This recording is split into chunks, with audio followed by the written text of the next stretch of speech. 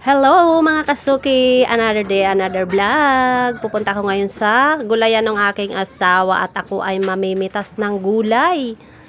Mag-harvest kami ng gulay dahil kami ay magluluto ng lauoy. Mula sa bahay namin, kunting lakad-lakad lang at ito na nga yung gulayan ng asawa ko. Ayan, busy-busy na naman yan sa pagdidilig.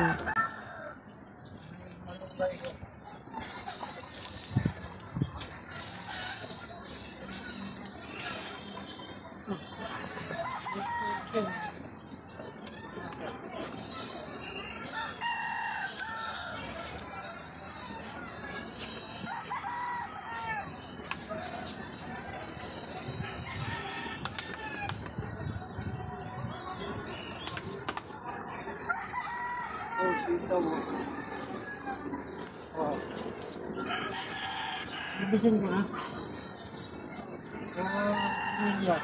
Kunin mo na. Lutuin na natin. Hindi, dami naman ko. Kunin mo na nga. Ang kulit mo ah. Pwede naman ito balatan mo eh. Kunin mo na.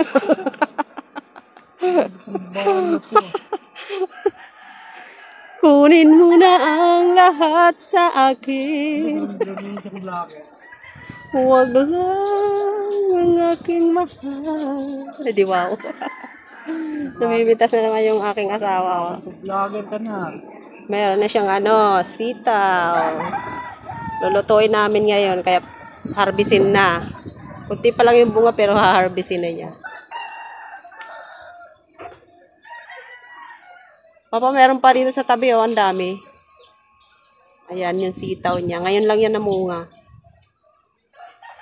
Dito meron pa Wala pa bunga yun nandoon sa dulo pa. Meron na rin daw bunga yun. Haharbisin na rin namin yun. Gulay na naman. Gulay na masustansya mga kasuki. Ayan na naman ang ulam namin for today's video.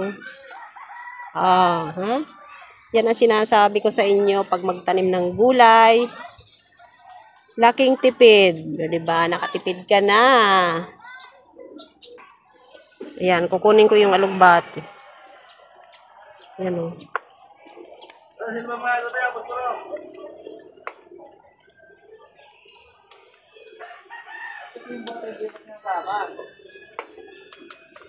Yung bote! Magdala ka daw ng bote dito. Dito muna tayo sa gulay. Mamaya na yung bote pag naluto ang gulay.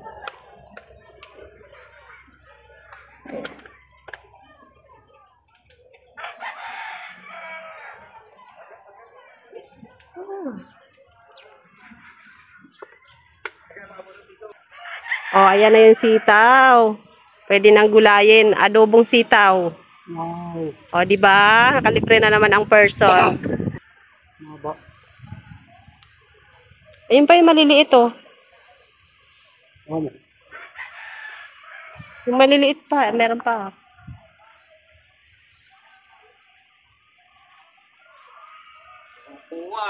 Maraming bis na ba? Gusto. Reklamo. Sinimot na daw yung bunga ng kanyang sitaw. Ayan o. Siyempre titigas na yan kapag hindi mo kinuha. Ayan o. Namunga ng kanyang alugbati. Ginagawa namin cutex yan nung araw. Nung ako'y nag-aaral pa. Ayan o. Ang taba ng kanyang saluyot. Malalaki. Ang luto natin ngayon ay lauoy. Samahan natin ng saluyot. Ayan, may malunggay pa. Harbisin ko na ba? Ayaw ipaharbis yung malunggay. Masarap to sa lauoy. Saluyot, alugbate, diba, halo-halong gulay. Tapos meron pang, ano bang tawag dito? Paano nga tawag dito? Kulitis. Kulitis. Spinach pala, spinach. Yan. May spinach pa, di ba? Yung asawa ko kasi bawal sa mga karne. Kaya magulay na lang tayo palagi. Ayan. Eh, Kunti lang yung okra. Dito naman siya sa may ano. Ano yan? Ay, kulitis. Ay, ano, spinach. Dito kukuha kami ng spinach. Ayan, may okra pa. Oh. So, may mga bunga yung okra niya dito. Ito spinach, oh. Oh, di ba? May spinach. Sariwang-sariwa itong mga kasuki. Dito nyo lang ito makikita. Sariwa. Na gulay. Walang fertilizer.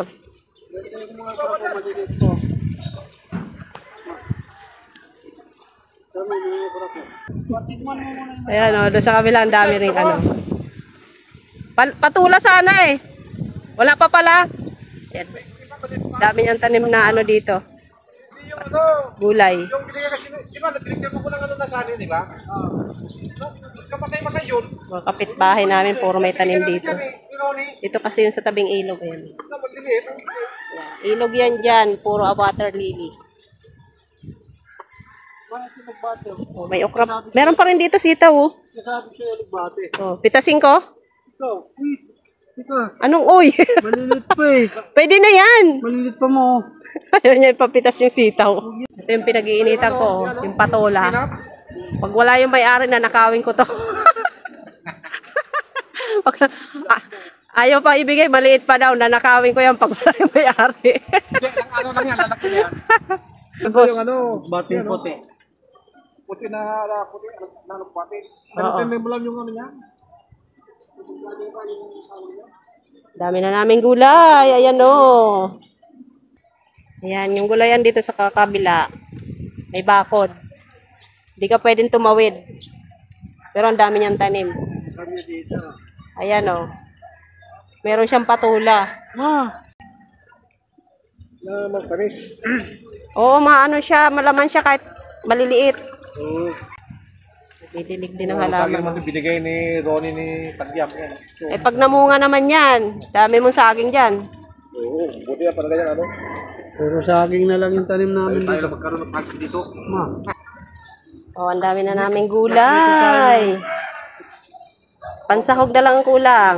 Pretong isda lang ang katapat niyan. Maglalawoy kami.